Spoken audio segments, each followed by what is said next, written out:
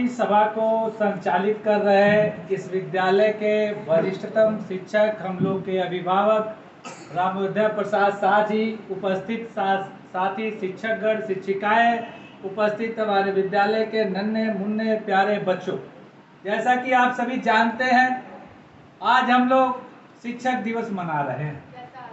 शिक्षक दिवस डॉक्टर सर्वपल्ली राधाकृष्णन के जन्मदिन के रूप में मनाया जाता है, जिनका जन्म 5 सितंबर 1888 को तमिलनाडु में हुआ था। अपने 6 भाई बहनों में दूसरे नंबर की वे मेधावी संतान थे। शुरू से ही अति मेधावी और होनहार छात्र थे। उन्होंने विभिन्न विश्वविद्यालय की डिग्रियां ली। 1902 ईस्वी में मैट्रिक करने के उपरांत उन्होंने दर्शन शास्त्र से पीएचडी किया। पीएचडी के उपरांत उन्होंने विभिन्न विश्वविद्यालयों में एक शिक्षक के रूप में, चांसलर के रूप में अपना योगदान दिया। डॉक्टर सर्वपल्ली राधाकृष्णन जी 1946 ईस्वी में यूनेस्को में भारत का प्रतिनिधित्व किए।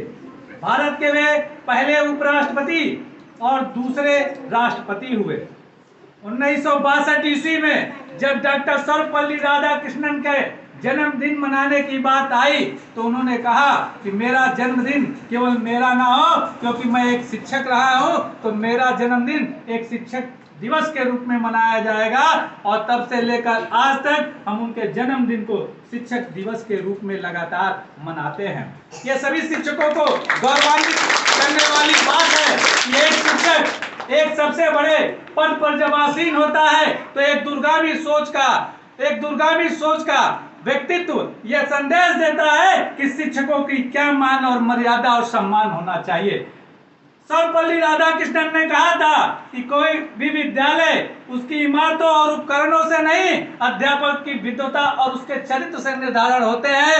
जिस विद्यालय में बच्चे अनुशासित, सभ्य और मेधावी होते हैं, वहाँ का शिक्षक भी विद्वान और चरित्रवान होता है। एक अच्छे शिक्षक का यह फर्ज है कि अपने बच्चों के निरंतर भविष्य को संवारने के लिए सतत प्रयास करता रहे। वो हर एक उसकी गतिविधियों को देखे जिससे उसके विकास के मार्गों को प्रशस्त किया जा सके।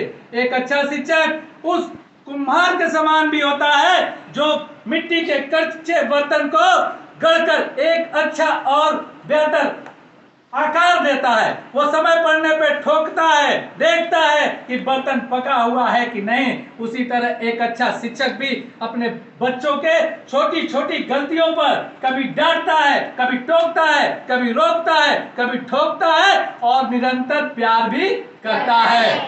किसी ने कहा है, अध्यापक हूँ जाऊंगा कहाँ, अध्यापक हूँ जाऊंगा कहाँ। पुस्तकों के ज्ञान में, बच्चों की मुस्कान में दिखता रहूंगा।